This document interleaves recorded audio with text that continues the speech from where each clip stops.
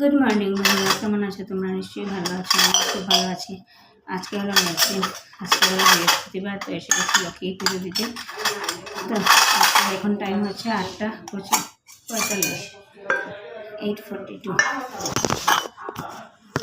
তো চলো ব্লগটা দেখতে থাকো, আশা করি তোমাদের ভালো লাগবে।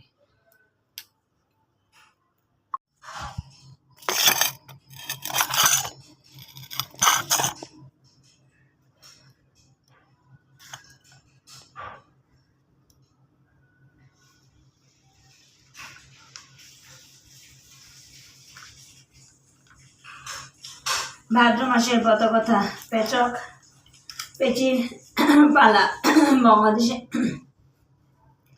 বঙ্গদেশে ছিল এক বিধবা ব্রাহ্মণী, পুত্রালয়ে অতি কষ্টে বাস করেন তিনি।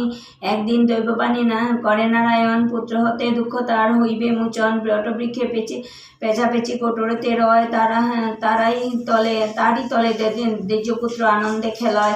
একদা বেচিতে ক্ষীর গোয়ালা আসিল, দুঃখী দেখি দ্বিজপুত্রে কিছু ক্ষীর দিল।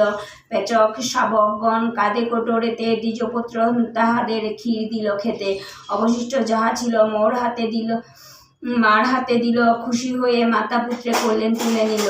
ভাদ্র মাসে শুক্লপক্ষে গুরুবার দিনে ব্রাহ্মণী পূজে লক্ষ্মীরে পূজে ভক্তিপূর্ণ মনে। আজকে ব্রেকফাস্টে কী খাচ্ছি দেখাই। আজকে ব্রেকফাস্টে খাচ্ছি সুজি, মুড়ি আর চা। তো চলো ব্রেকফাস্ট করে নিই, তারপরে দুপুরে কী রান্না করছি নিশ্চয়ই তোমাদের সাথে শেয়ার করবো। তো চলো ব্লগটা দেখতে থাকো আর সঙ্গে থাকো। আর রৌদ্র উঠেছে অনেক পড়া আজকে, আরও কিছু কাপড় ভাদ্র মাসের রৌদ্র দেবো। তো চলো ব্লগটা দেখতে থাকো আর সঙ্গে থাকো। আজকে লাঞ্চে কী রান্না করছি, লাঞ্চ অ্যান্ড ডিনারে একসাথে রান্না করে নিচ্ছি। শসার চোখলা আর করবো ভাজা, আর হচ্ছে ঝিঙ্গা দিয়ে কালকে দেখেছিলাম যে মাখা মাছ আর পুঁটি মাছ, এগুলো দিয়ে করবো একটা চচ্চড়ি। একবারে দুপুর আর রাতের জন্য একই সাথে, এই জন্য ঝিঙ্গাটা বেশি করে কেটে নিয়েছি। আর হাঁড়িতে তো ভাত রেডি করে রেখেছি। আর একটা জিনিস তোমাদেরকে দেখাই চলো। আর রোদ্র দেখেছো কী করা, সব কাপড়গুলো রোদ্র দিয়েছি। আর এই যে এখানে দেখো কতগুলো কাপড় রোদ্রে মেরে দিয়েছিলাম। এগুলো এখন ঠান্ডা করবো, তারপরে গডরেজে সুন্দর করে গুছিয়ে রাখবো। তো চলো আজকের ব্লগটা দেখতে থাকবো আসলে। তারপরে দেখে ভাদ্র মাসের এখানে কতগুলো কাপড় রোদ্রে দিয়েছিলাম, এগুলো এনে বিছানাতে রেখেছি। এগুলো এখন গুছিয়ে গডরেজে রাখবো।